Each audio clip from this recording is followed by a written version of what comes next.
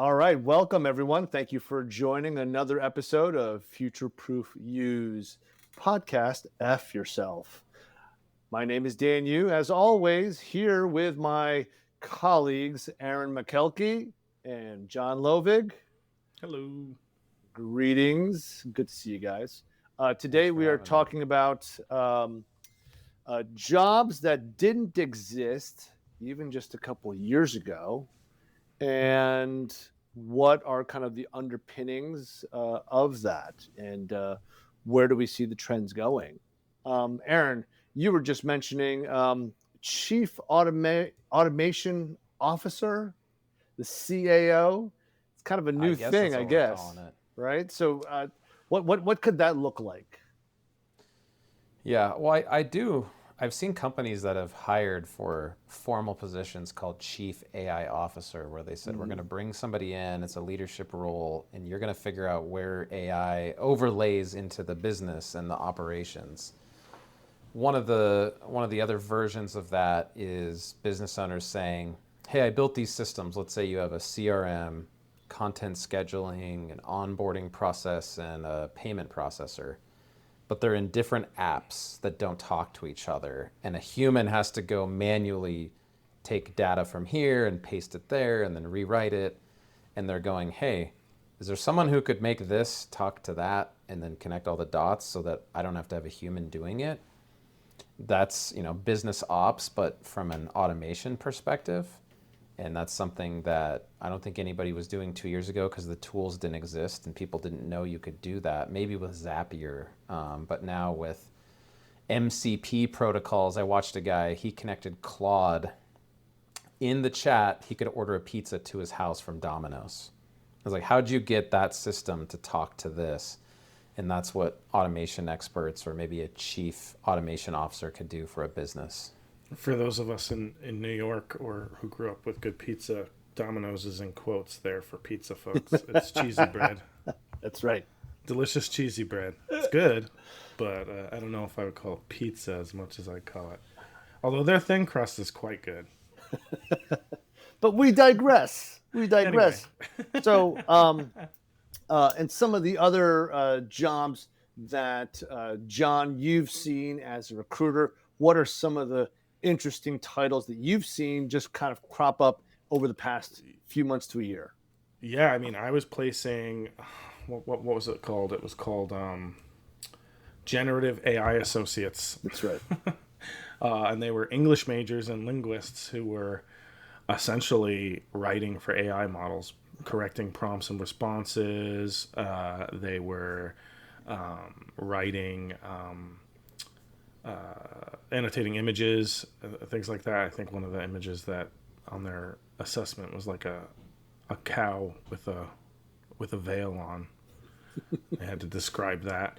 So, there are people who are training AI. They don't use the term as much anymore, but prompt engineering isn't really a term as often because it's less engineering and more about writing. So it's almost like the confluence of, the empathy and EQ that comes from an English major, and then dropping that person into an AI kind of a company. And then now was that just in English? No, of course Dan knows this because we worked together on this project. But no, it was across every possible language you could think of, as well as they got to a point where they're hiring people to actually write instead of just foreign languages or English, actual code and correct prompts for coding. And so the depth of the work is seeming to continue to grow, but this also has the ethics kind of question, right? And we've heard of roles, AI ethicist, right? Mm-hmm. And so what do you think the implications of that are? I think the fear is, or my fear from a job perspective, is AI seems very well poised to replace a lot of entry level roles. And then the question becomes, if we don't have entry level roles anymore, what's entry level? How do people get experience to become the person who oversees the AI if you don't have the junior experience? What's that actually look like? How's that manifest? And I don't think people have been thinking about that enough. And AI is great and it's hyper efficient, and I love using it. It helps me with my job every day, and I think it will only improve the life of a recruiter. But are we displacing too many people to survive as an economy? Or is it creating enough jobs to offset the jobs it's displacing? And that I don't know. Yeah, I mean, there's the idea that you have to make a mistake, right, to learn, right? Mm-hmm. And so if you're if you're just depending on AI to feed you the answer, which actually may or may not be perfect for every situation, right? So then, how do you learn and make those mistakes? Aaron, you've also seen some new roles, some pretty avant-garde job titles out there Oh my recently. God. So I'd love to hear from you, your perspective, since you are a FutureProof Use AI expert. Yeah, I'm not an expert. I'm a practitioner. I'll share one we haven't talked about. You're our In the, expert, though. I'm honored. In the medical field, here's one that I didn't know existed. This is probably 2 years ago. A medical provider left practicing medicine to work for a textbook company. And the role is we AI generate the copy and the text. You are the human in the loop who makes edits and checks off. So she's not training a model. She's curating the output before it gets published to their website or their textbook or It's wherever like QA. it's. Yep. And she's like a copywriter, but the first version did not come from the intern down the hall or the entry level position that John alluded to. The AI model spits out the first draft, and then her job is to polish it, fact check it, clean it up, and then hit submit on it.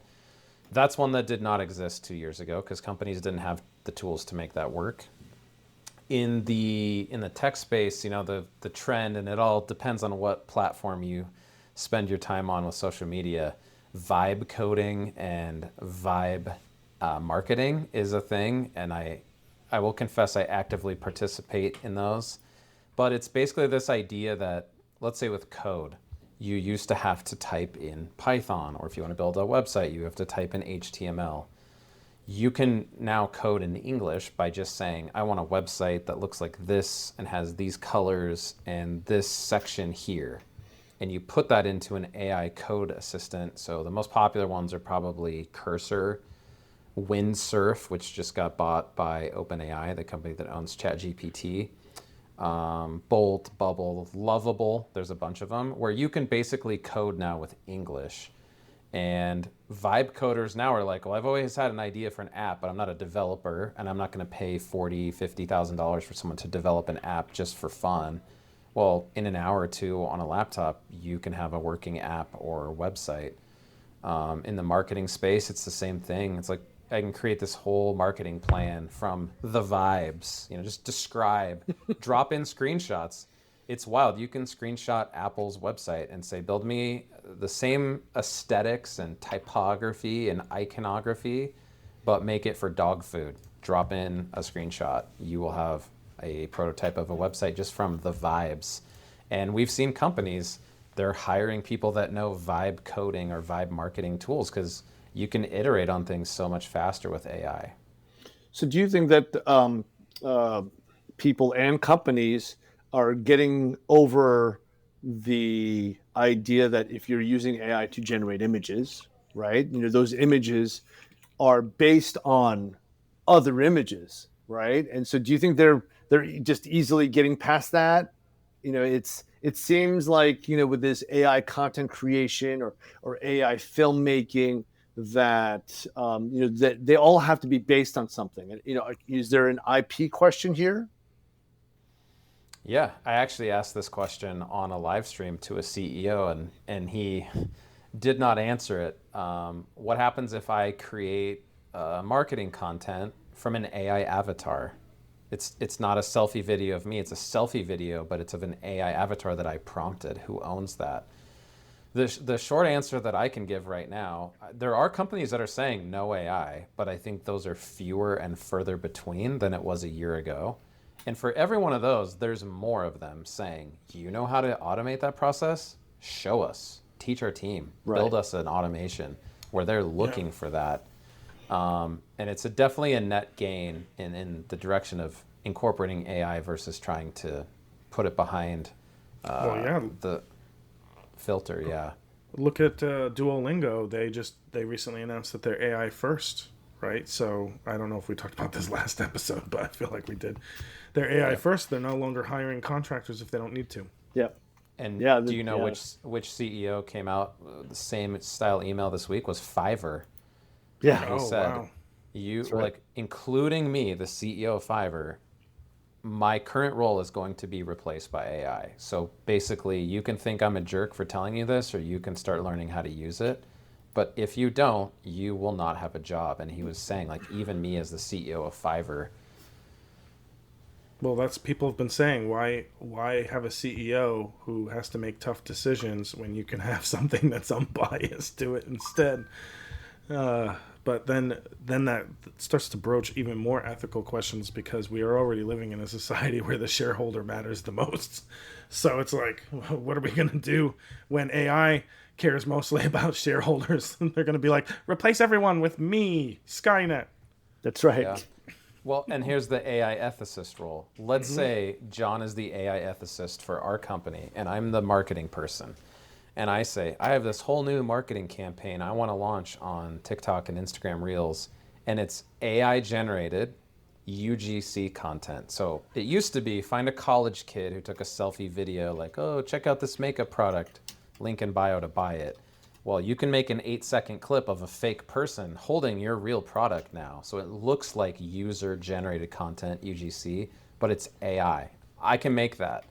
Okay, John, you're the company's AI ethicist. Should we do this whole marketing campaign with basically AI avatars impersonating young, good-looking, females that use our product, or should we pay 10 times as much money to have real humans shoot those same videos?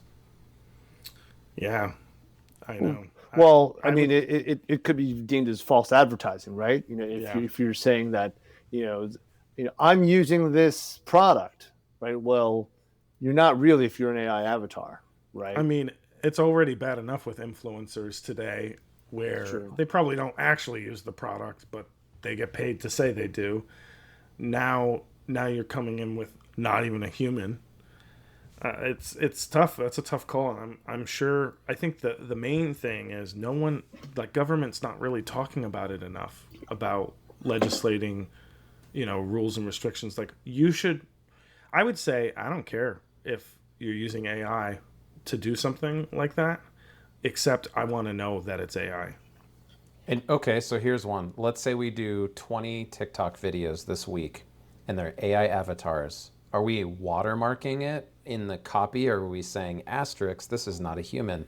Mm, Are we putting a disclaimer in our link in bio page that says not all of our yeah, marketing material contains real humans? Like, so how do we yeah, respect that and be transparent, but still say, well, for a tenth the price, we got 500 times the number of videos because we could just generate them at yeah. will. Well, so It's like, go ahead. oh, there's a movie uh, out. I can't remember. It was a year or two ago, where someone generated an AI version of them, an AI avatar, and became a celebrity, and eventually had to, fess up to the fact that that wasn't a real person because it was an AI avatar. And I could just see like what happens when we don't know who's human and who's not anymore. Like, what's to stop us from creating whole movies, and then now we have, AI Tom Cruise. You know, that's terrifying. Do we own Well, our own identity anymore? so here's the question, right? It's we're asking ethical questions here, Mm, right? We're talking about self-imposing guardrails, hmm. right? And expecting others to also self-impose guardrails. Yeah, Should we even think about guardrails if we know potential competition, or more broadly, other countries where the culture can be completely different. Their ethics, their ethics are their ethics, their morals are their morals. And so Yeah. let's say they say, we don't care, right? We're going to make it all, we're going to make it all fake. Well, we already have interference in our politics and our elections from other countries. Absolutely. What's Right. going to happen when they have AI avatars that look like us Right. and try and manipulate us? So then it comes to a broader perspective of our platforms, our social platforms are going to have ways of detecting these things too, and having rules and regulations around it to protect us as individuals, because we can be manipulated so easily that way. Exactly where I'm going with this. So, are those new jobs that are going to be Yeah. going to come up? Yeah. Because a human has to make the call, right? Even if the AI is going to be detecting other AI, right? And so it's going to be like a battle of AI that they're going to be fighting with each other. But then still, doesn't a human have to make the call, like thumbs up, thumbs down, on whether or not that's should be allowable? Is the human going to be more fallible than the technology, though? Probably. Yep. And I here, mean, so look here's a look at Grok. What Grok did the other week. Yeah. yeah, here's a concrete example of that. When you go to upload a YouTube video, even a short, they have a box where they require you to check, is there an AI generated scene or person that appears to be real but isn't? Like, are Oh, you that's great. trying to make a human looking AI avatar? I have never uploaded content with that. I know a lot of people who do, whether it's an AI avatar of themselves or of like a fake UGC creator. So I don't know. I mean, they must use an automated process to review those and say like, oh, that was against our terms of service. You did a AI version of John, and you're not John, and you didn't check that box, so we're gonna block your account or restrict your uploads. But that's just because their company has that policy. So I don't know. Maybe they have an AI ethicist who advise them like this is what we should do with our content. But there's no government agency or law that requires that. So one of the arguments is, well, if no other platforms do it, why would we? It gives us a disadvantage. And the same thing with AI models. You guys have heard this with intellectual property laws in America. Our models, I would hope, would follow those. I know they don't. But in China, when DeepSeek goes, they're going to crawl and scrape every American website and every paid newspaper subscription and train their models on it. Are they going to have an advantage over us because we tried to protect intellectual property and keep things human? Right. Well, It's true. it goes back to being authentic, right? And uh, the authenticity, it can't be. Well, I should say it can't. It might not be able to be copied by an AI, right? And ultimately, we're all about authenticity and being present. I can confirm that John and Aaron and I are actually here today on this It's not John podcast. Bot. Not John Bot today, Not because John if it Boss, was, I'd give myself a better hairline. but Well, this goes directly to how one markets oneself, right? and And the here's the personal question brand. for the job seeker or the career pivoter or the what major should I get in college right now? Oh my gosh, I lose so much sleep over that when my students, I just talked with one yesterday who's like going into their freshman year, like, what do I study that won't be automated and replaced within 4 years when I get out? The first answer is no one knows. So if anyone's telling you, oh, don't worry, this one's safe, they don't know what they're talking about. That's right. But the guiding principle, I think, is what Dan is alluding to. What can you do that AI can't or won't ever be able to do? And ironically, one of the things in the legal circles I've been in, this is the one that comes up all the time. Your ability to leverage AI insulates you from being replaced by it. So there's this weird relationship of if you can come into a company and show them the AI version of the thing, you're the last one who would get replaced. But conversely, if you're the person who goes, I do everything manually, I don't use any of that, you're probably the first one on the chopping block. Right. Yeah, Right. because you're not efficient. Yep. And so And have being authentic in everything you do, I think, is important. We know that LinkedIn is promoting more and more usage of videos, including selfie style vertical frame videos, in creating your own persona, your your own brand on Yeah. LinkedIn. John, They're you've seen that growth recently. Yeah, well, their marketing and sales teams have been posting videos nonstop talking about the benefits of Hmm. being the first to market with video on LinkedIn, and the fact that they legitimately even said in the content that they are pushing video as their new format. Well, It's the TikTokification of all the other social media platforms. Yeah, YouTube did it with shorts, LinkedIn's doing it with videos. yeah, yep, X, I'm sure, TikTokification. will do it. We'll have to and they put that love it. into the show notes. TikTokification, right, as a keyword. But ultimately, what we do at FutureProof You, we teach you how to create your personal brand of where you want to go and how you can evolve over time. We do have a class. It's actually downloadable now. Networking at scale with content. So if you want to visit our website, futureproof-you.com, you can see our courses. We have live classes as well as downloadable asynchronous classes that you can watch on your own time. So back to creating content on LinkedIn. Aaron, you are one of the most effective content creators that I've ever seen. So what do you think that people can learn from your experiences as well as our classes? Yeah, appreciate the compliment, Dan. I think my Gen Z students would say I'm a LinkedIn sweat. It's like a try hard. Um, you spend the most time on it.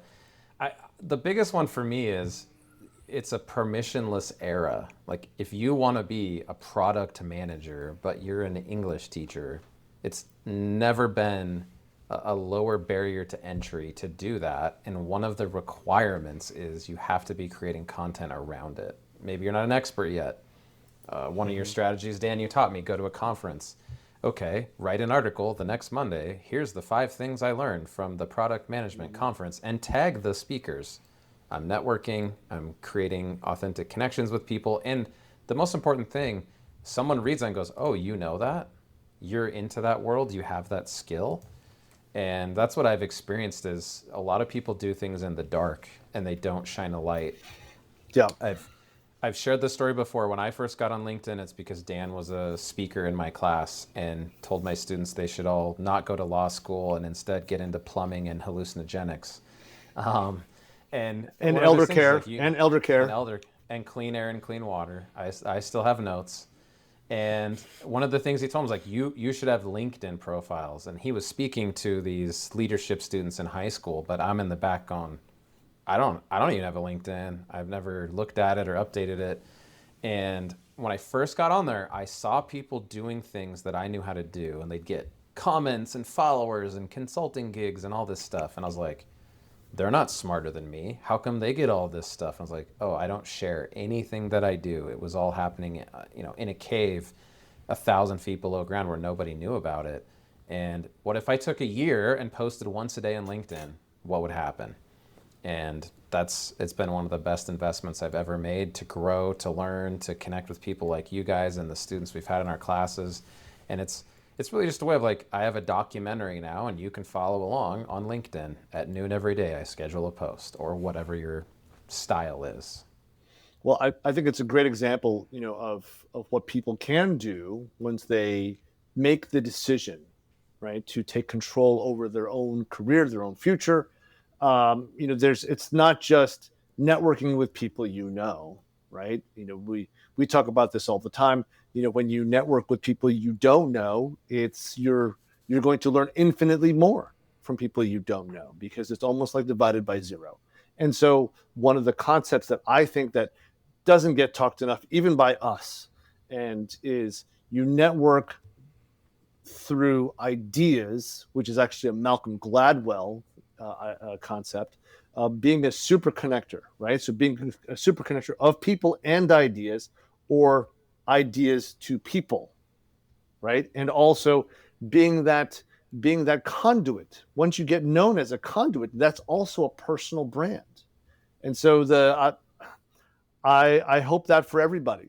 I hope that genuinely. I hope that for everybody that when you bring more of yourself and your personality, your EQ, and your ability to see things that other people might not be able to. I think that's just a great brand in and of itself. And John, you're an expert. You're an expert at this too. You do this naturally. You do this so naturally when you're talking about just completely varied concepts from science fiction to today's world. You're bringing it all together. I think that's one of your strengths that I've always marveled at. It's my geekery. Being a geek, yes. By the way, Malcolm Gladwell is super approachable, very down to earth guy. I met him at an event once. He was really cool. There you go. So, and you guys know this in the recruiting world. How many people say, if I could get in the room and get the interview, I could show people what I can do. The thing that I've learned is like, make a video about it and post it. Write an article about it and share it.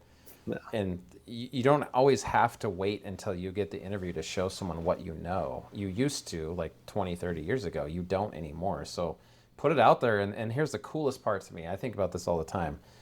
There's an algorithm, a math equation designed to find the people who actually want to see that thing. And all you have to do is let it loose. It's like putting an envelope in your mailbox without an address and be like, find the 10 people who'd most want to read my letter. And it magically went to them. That's inconceivable before social media. Now, that's what they're optimized to do. It's like, oh, someone who's looking to hire an AI ethicist. I found this content on LinkedIn of someone who talks about AI ethics every day. I should interview them or, reach out to them or offer them a role at my company because I've seen them demonstrate their competency through their content. Mm-hmm. Yeah, absolutely. So it actually behooves you to get out there even more so because you never know where your audience is going to be. But guess what? The algorithm knows. And so everybody could be working on their personal brand even more. It's like you have a matchmaker in the middle of a networking event, really.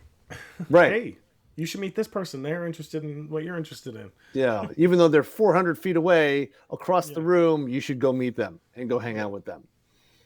Yeah, absolutely. If I could plug really quickly, speaking of networking and also LinkedIn, since these are really good topics, we are doing an AMA next week in our community where you can network with some other people who are trying to future-proof themselves, as well as ask us any questions about LinkedIn, whether it's content or whether it's your profile in general. Yes, absolutely. So you can find out more at futureproof-you.com, FutureProof You, our website, and please go visit there. We have our courses as well as our community, and become part of the community. Join the group, as we call them, Future Proofers. So thank you so much for joining another episode of F Yourself, FutureProof You's podcast. Thank you so much. Have a great day. John, Aaron, as always. Thank you, everyone.